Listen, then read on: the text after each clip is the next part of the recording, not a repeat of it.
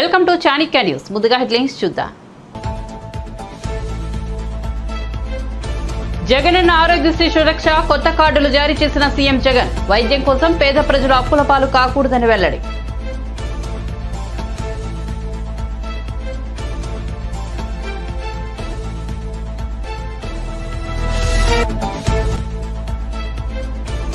ఈ నెల 20న విజయనగరం జిల్లా పోలిపల్ల వద్ద యోగులం విజయోత్సవ సభ హాజరు కానున్న చంద్రబాబు, పవన్ కళ్యాణ్.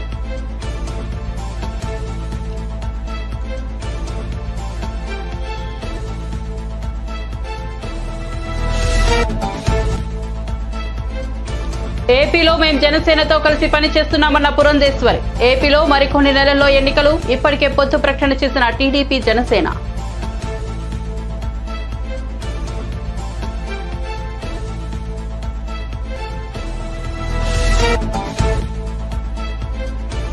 ఉద్యోగులపై కక్ష సాధింపు చర్యలు ఉండవన్న మంత్రి పొంగిలేటి శ్రీనివాసరెడ్డి. ఇది కాంగ్రెస్ ప్రభుత్వం ఫ్రెండ్లీ ప్రభుత్వమని వ్యాఖ్య.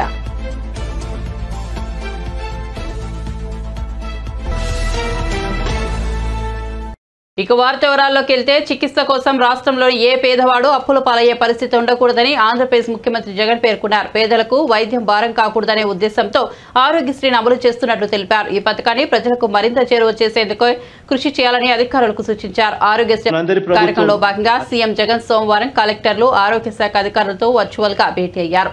సీఎం జగన్ అధ్యక్షతన తాడేపల్లి సీఎంఓలో జరిగిన ఈ కార్యక్రమంలో ఆరోగ్య శాఖ మంత్రి విడుదల రజనీతో పాటు ఆరోగ్య శాఖ అధికారులు పాల్గొన్నారు. ఈ సందర్భంగా సీఎం జగన్ మాట్లాడుతూ, పేదలకు మరింత అండగా నిలవాలనే ఉద్దేశంతో ఆరోగ్యశ్రీ కార్డు పరిమితిని 25 లక్షలకు పెంచుతున్నట్లు అధికారికంగా ప్రకటించారు. కొత్తగా మరింత మందికి జగనన్న ఆరోగ్యశ్రీ సురక్ష కొత్త కార్డులను ముఖ్యమంత్రి జారీ చేశారు. ఈ కార్డులో లబ్ధిదారుడి ఫోటోతో పాటు ఇతర వివరాలను పొందుపరిచి క్యూఆర్ కోడ్తో రూపొందించినట్లు సీఎం చెప్పారు. పేదలకు ఉచిత వైద్యం అందించే క్రమంలో రాష్ట్రంలోని 2513 ఆసుపత్రులతో పాటు ఇతర రాష్ట్రాల్లోని ఆసుపత్రులను కూడా ఎంపానల్ చేసినట్లు ముఖ్యమంత్రి జగన్ వివరించారు.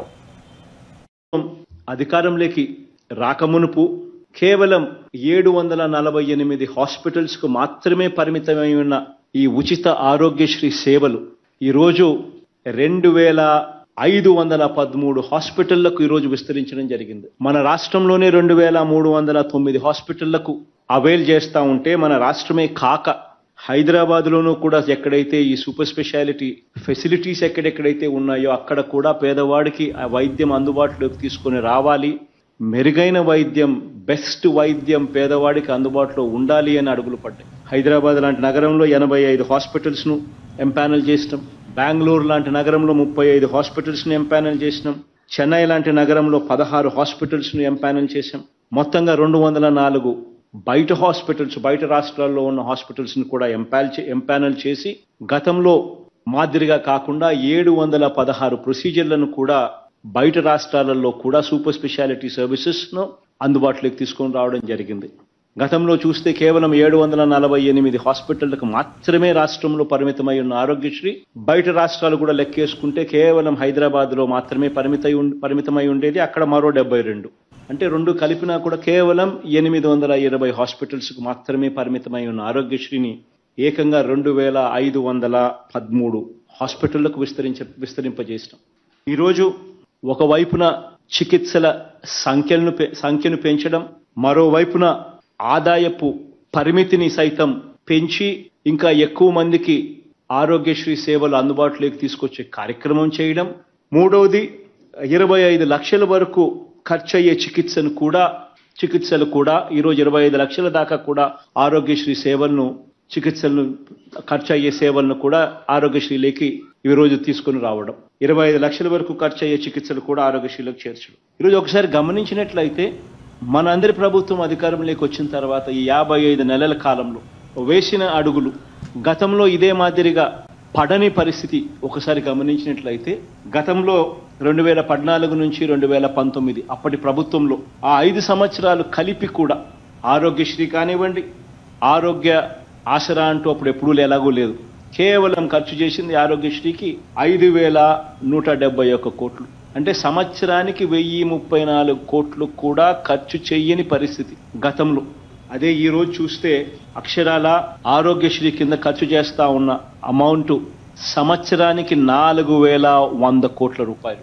ఆరోగ్యశ్రీ, ఆరోగ్య ఆశ్ర ఈ రెండు కలిపితే 4,100 కోట్ల రూపాయలు ఆరోగ్యశ్రీ, ఆరోగ్య ఆశ్ర కోసం ఖర్చు చేస్తా ఉన్నాం.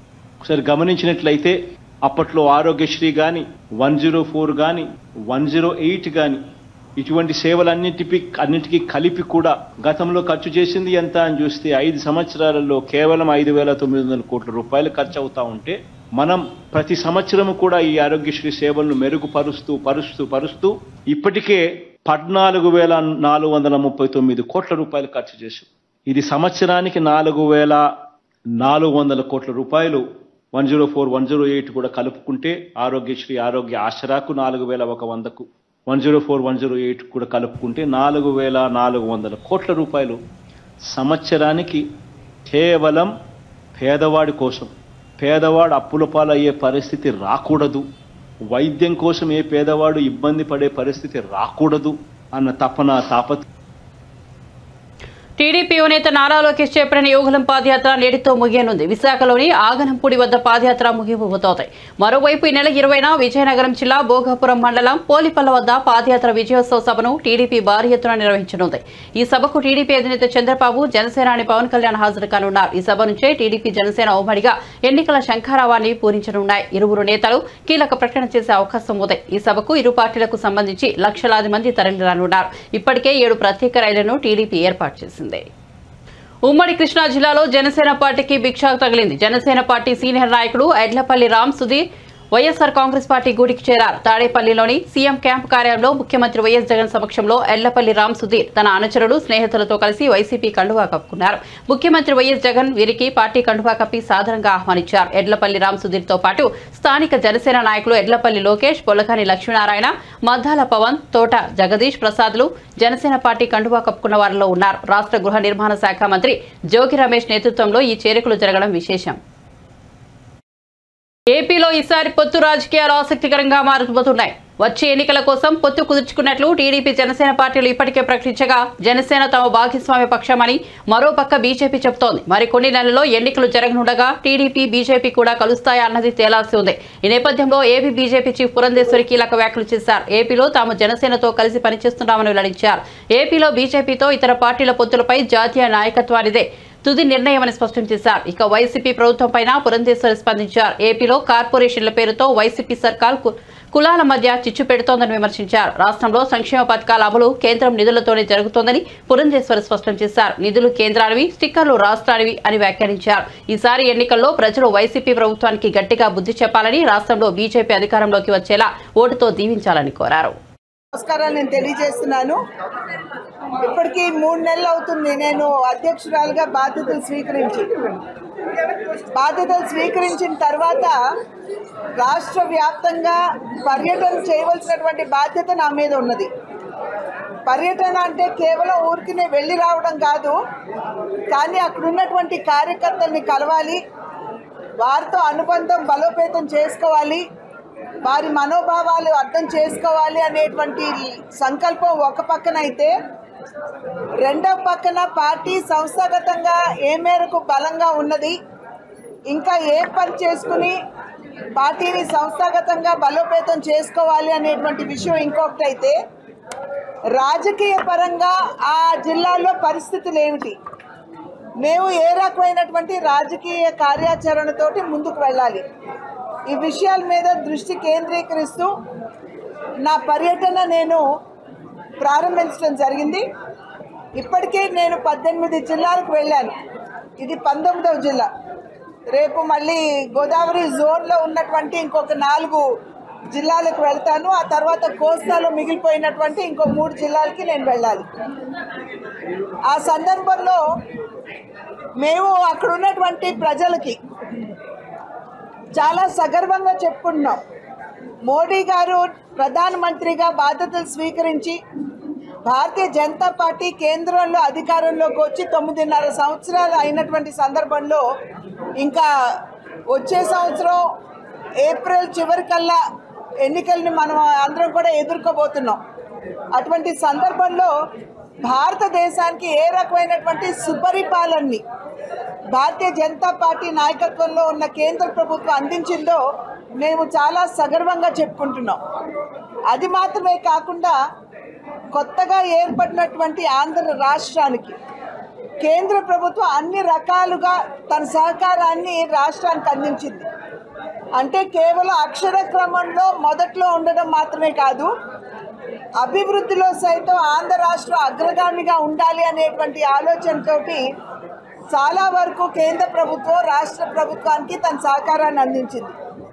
ఒక రకంగా చెప్పాలంటే రాష్ట్రంలో జరిగే అభివృద్ధి పనులన్నీ కూడా ఇవాళ కేంద్ర ప్రభుత్వ సహాయంతోనే జరుగుతున్నాయని చెప్పి మేము గర్వంగా చెప్పుకోగలుగుతున్నాం.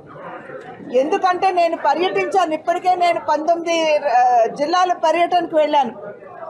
వెళ్ళినటువంటి సందర్భంలో ఆ జిల్లాలో కేంద్ర ప్రభుత్వ సహకారంతో జరిగేటువంటి అభివృద్ధి పనులు వాటిని మీడియాతో సహా వెళ్ళి మేము చూడటం జరిగింది. ఎందుకంటే ఒక రకమైనటువంటి మీరు నేను అనుకుంటున్నాం వారు తీసుకోవాల్సినటువంటి చర్యలు వారు తీసుకుంటున్నారు. ఇవాళ కేంద్రం డబ్బిస్తుంది, స్టిక్కర్ ఎవరిదండి? రాష్ట్ర ప్రభుత్వాన్ని, జగన్మోహన్ రెడ్డి గారిది. అది వల్ల కాదు అని చెప్పి మేము ఫిర్యాదు చేసిన తర్వాతే కదా కేంద్రం మరి చొరవ తీసుకుంది. అట్లాగే మేము ఎప్పటికప్పుడు వారి దృష్టి తీసుకెళ్తుంటే వారు దాని మీద చర్యలు తీసుకుంటున్నారు. కేంద్ర ప్రభుత్వం ఏది సర్లండి, లెక్కలు నేను ఏ రకంగా మార్చేయచ్చు, మార్చేసి నేను అక్కడ లెక్కలకి ఇస్తాను. మేము లేవండి, మేము ఆంధ్రాలో ఉన్నాం. మేము లెక్క తీసుకుంటాం. లెక్క తీసుకున్న తర్వాత ఆ లెక్కకు అనుగుణంగా మేము ఇతర రాష్ట్రాలతో మేము పోల్చుకుంటాం. దాన్ని అధిగమించి తీసుకోవాల్సినటువంటి నిర్ణయం మా కేంద్ర నాయకత్వం తీసుకుంటుంది.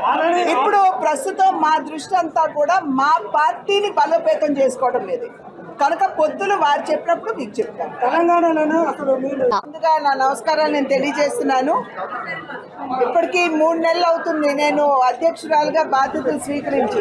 ఉద్యోగులపై ఎటువంటి కక్ష సాధింపు చర్యలు ఉండవని, ఎవరైతే ప్రజాధనం దోపిడీ చేశారో, ప్రభుత్వ భూములు ఆక్రమించారో వాటన్నిటిపై సమీక్షలు చేస్తామని, సరిదిద్దుతామని తెలంగాణ రాష్ట్ర సమాచార, రెవెన్యూ, గృహ నిర్మాణ శాఖ మంత్రి పొంగులేటి శ్రీనివాసరెడ్డి అన్నారు. సోమవారం ఖమ్మం కలెక్టరేట్లో అధికారులతో ఆయన సమీక్షా సమావేశం నిర్వహించారు. అనంతరం మంత్రి మాట్లాడుతూ గత ప్రభుత్వ హయాంలో జరిగిన తప్పులను సరిదిద్దడమే కాకుండా ప్రజలకు మెరుగైన సేవలు అందించాలని అధికారులను కోరినట్టు తెలిపారు.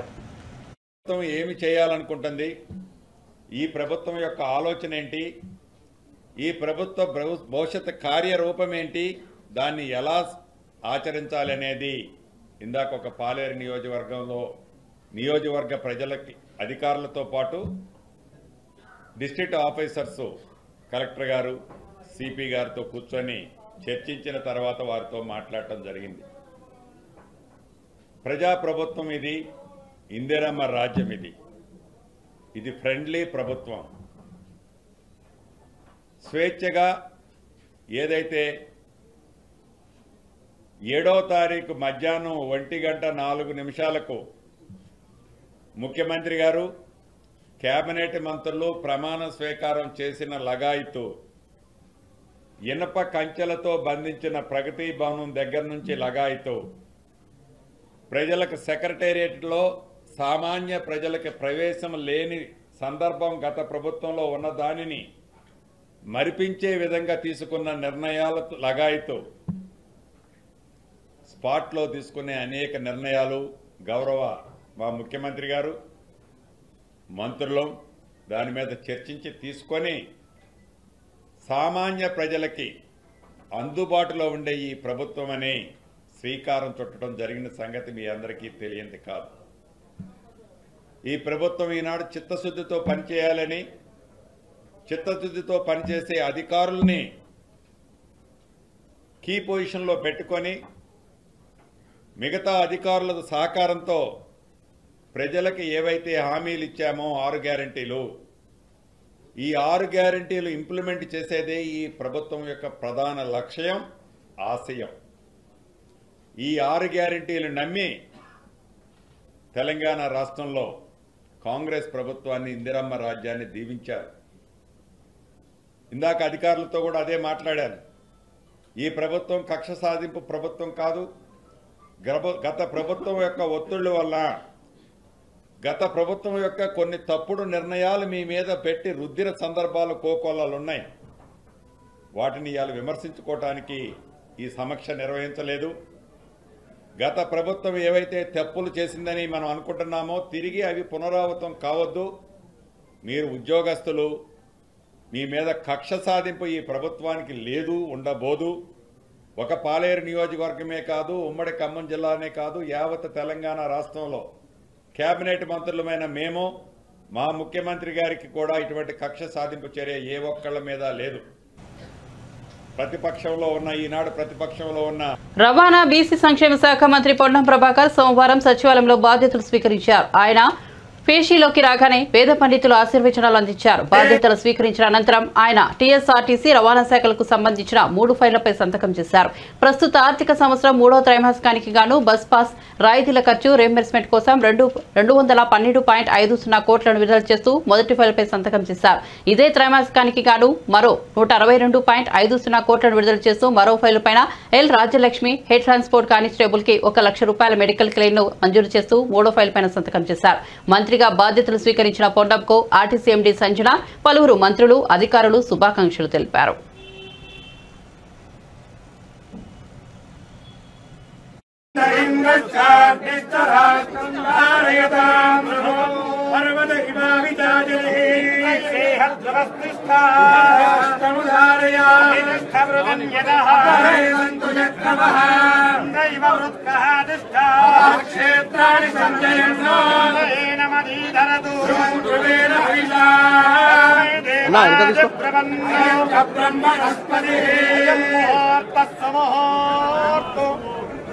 ముఖ్యమంత్రి రేవంత్ రెడ్డిని బీజేపీ జాతీయ ప్రధాన కార్యదర్శి బండి సంజయ్ ప్రశంసించారు. ఈ మేరకు బీజేపీ నేత సీఎంకు లేఖ రాశారు. మిడ్మానేరు ముంపు బాధితుల సమస్యను అసెంబ్లీలో ప్రస్తావించడం అభినందనీయమన్నారు. త్యాగాల పునాదాలపై ఏర్పడిన తెలంగాణలో ప్రజా ఆకాంక్షలకు అనుగుణంగా పాలన కొనసాగించాలని పేర్కొన్నారు. దీర్ఘకాలికంగా పెండింగ్ లో ఉన్న మిడ్ మానేరు బాధితుల సమస్యను లేఖలో ప్రస్తావించారు. ఒక్కో బాధిత కుటుంబానికి ఇళ్ల నిర్మాణం కోసం 5.04 లక్షలు చెల్లించాలని విజ్ఞప్తి చేశారు. నీలోజుపల్లి నుంచి నందిగామ అగ్రహారం వరకు ఇండస్ట్రియల్ కారిడార్ తో పాటు స్కిల్ డెవలప్మెంట్ కాలేజీని ఏర్పాటు చేయాలని కోరారు. రాజ్యసభ సభ్యుడు సంతోష్ కుమార్ సహా మాజీ సీఎం కేసీఆర్ కుటుంబ సభ్యులు అర్హత లేకున్నప్పటికీ మిడ్ మానేరు ప్యాకేజ్ పరిహారం తీసుకున్నారని ఆరోపించారు.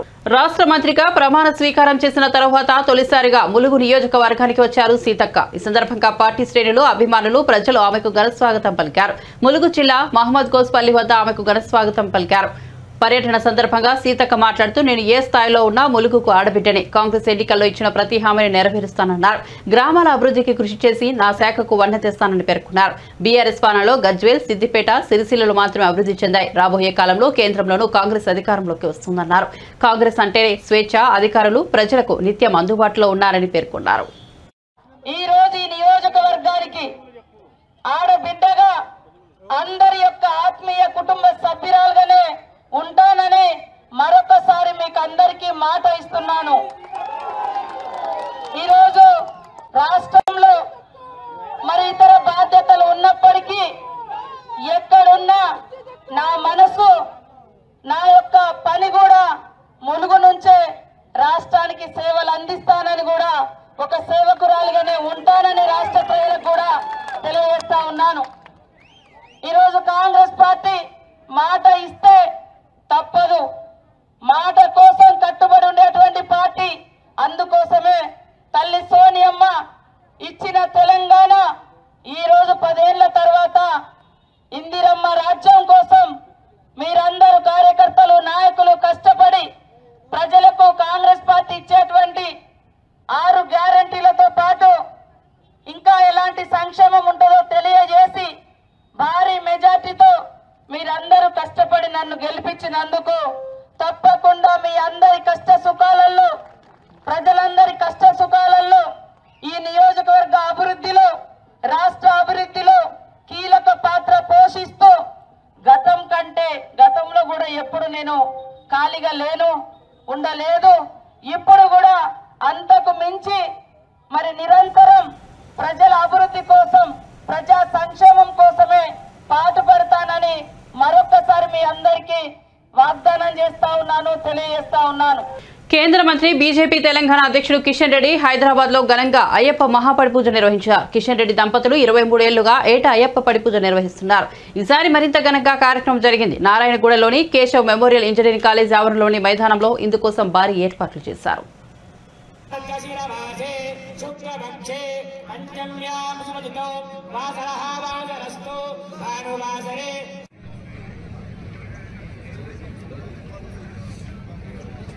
ओम श्री स्वामिये प्रियनेदन मुहूर्त सुमुहूर्त मूल महागणपति भगवाने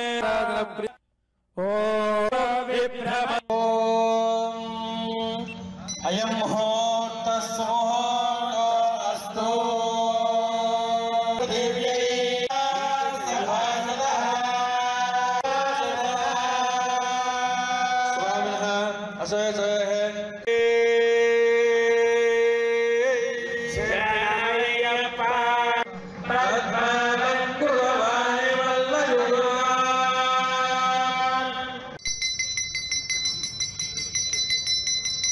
ओम श्री स्वामिये दीपाराधन प्रियने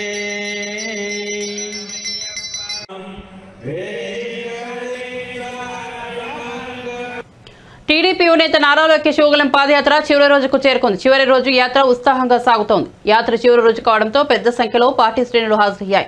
జనసేన శ్రేణులు కూడా లోకేష్ తో కలిసి నడుస్తున్నారు. మరోవైపు పాదయాత్ర ముగుస్తుండటంతో నారా నందమూరి కుటుంబ సభ్యులు విశాఖకు చేరుకున్నారు. లోకేష్ వెంట తల్లి నారా భువనేశ్వరి, అత్త వసుంధర, ఇతర కుటుంబ సభ్యులు కలిసి నడిచారు. ఈ ఏడాది జనవరి 27న పాదయాత్ర ప్రారంభమైంది. మొత్తం 97 నియోజకవర్గాల్లో యాత్ర కొనసాగింది. ఈ నెల 20న విజయనగరం జిల్లా భోగాపురం మండలం పోలిపల్లిలో యువగళం విజయోత్సవ సభను టీడీపీ పెద్ద ఎత్తున నిర్వహించబోతోంది.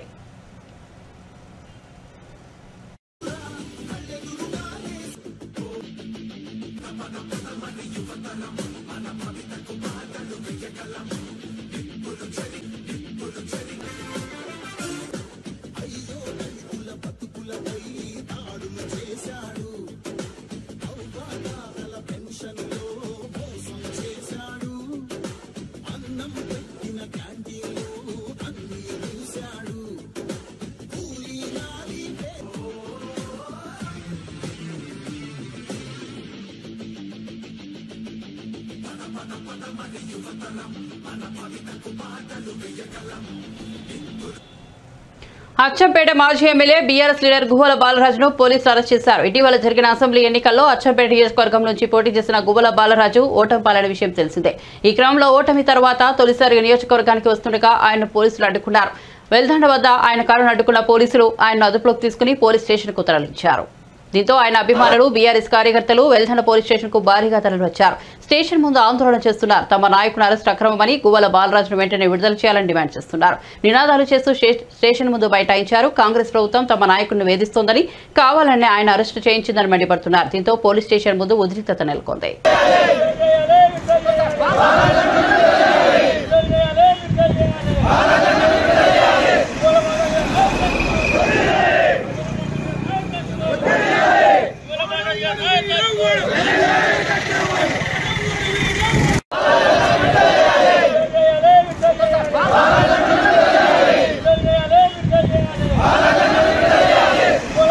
అమెరికా అధ్యక్షుడు కాన్వాయ్లోని కారును మరో కారు ఢీకొట్టిన ఘటన కలకలానికి దారితీసింది. అధ్యక్షుడు జో బైడెన్ ఆదివారం డెలవరలోని తన క్యాంపులో కార్యాలయాన్ని సందర్శించిన సమయంలో ఈ ఘటన చోటు చేసుకుంది. అధ్యక్షుడు భద్రత నిమిత్తం కార్యాలయానికి సమీపంలో నిలిపి ఉంచిన ఒక కారును మరో కారు ఢీకొట్టింది.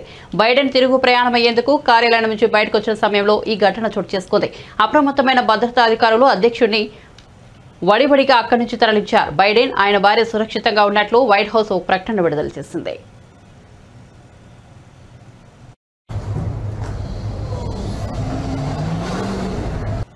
భారత్ లో మళ్లీ కరోనా కేసులు వెలుగు చూస్తున్నాయి. తాజాగా GN1 కరోనా సబ్ వేరియంట్ వ్యాపిస్తున్నట్లు గుర్తించారు. ఈ నేపథ్యంలో కేంద్ర ప్రభుత్వం రాష్ట్రాలను అప్రమత్తం చేసింది.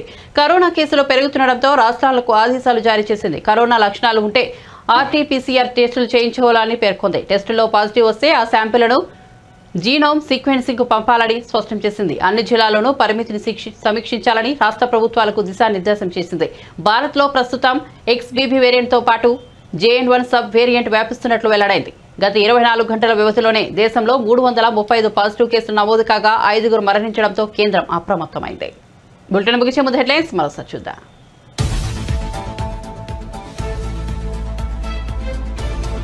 జగనన్న ఆరోగ్యశ్రీ సురక్ష కొత్త కార్డులు జారీ చేసిన సీఎం జగన్.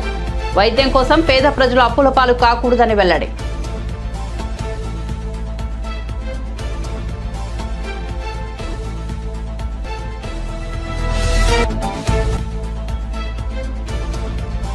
ఈ నెల 20న విజయనగరం జిల్లా పోలిపల్ల వద్ద యోగులం విజయోత్సవ సభ హాజరు కానున్న చంద్రబాబు, పవన్ కళ్యాణ్.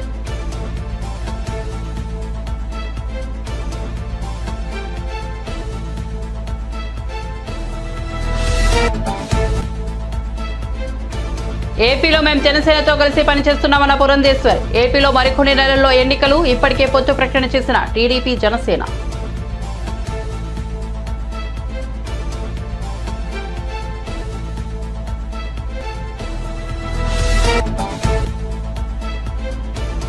ఉద్యోగులపై కక్ష సాధింపు చర్యలు ఉండవన్న మంత్రి పొంగులేటి శ్రీనివాసరెడ్డి. ఇది కాంగ్రెస్ ప్రభుత్వం ఫ్రెండ్లీ ప్రభుత్వం అని వ్యాఖ్య.